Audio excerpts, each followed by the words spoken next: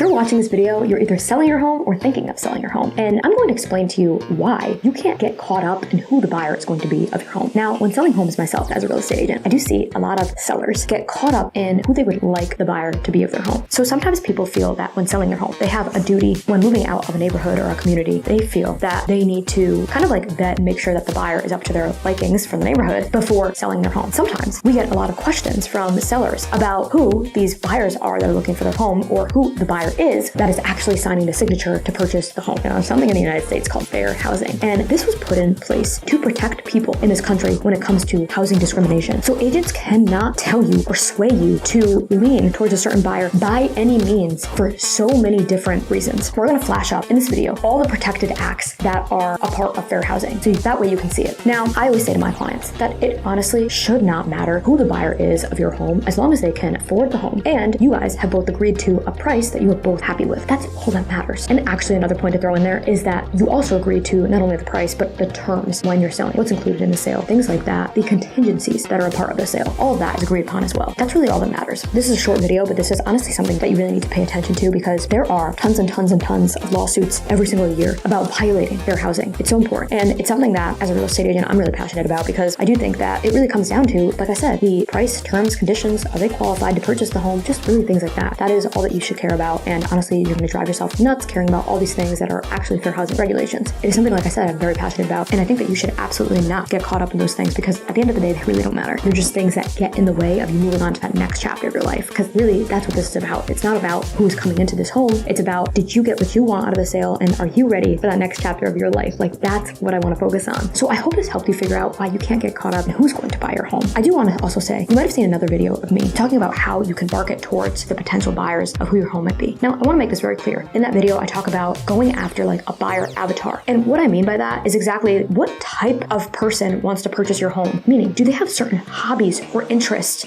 that they would love? Is your home in a serene neighborhood? Is your home next to a great running path? Things like that. So that way you can target certain interests that might be beneficial for the buyer of that home. Things like that. I think that that's a different way to look at it. It's not really violating fair housing and just being an unfair person, honestly. So if you haven't watched that video, you should definitely check that out because it goes really into detail about how to really target that person that has similar interests to what could be provided with this home. That is a little bit of a different topic, but it's a little bit similar, so I wanted to bring that up. And I would honestly love to hear your guys' stories about this topic because, like I said, it's something I'm really passionate about. And I really think that you guys sharing your stories just helps everybody else in the community.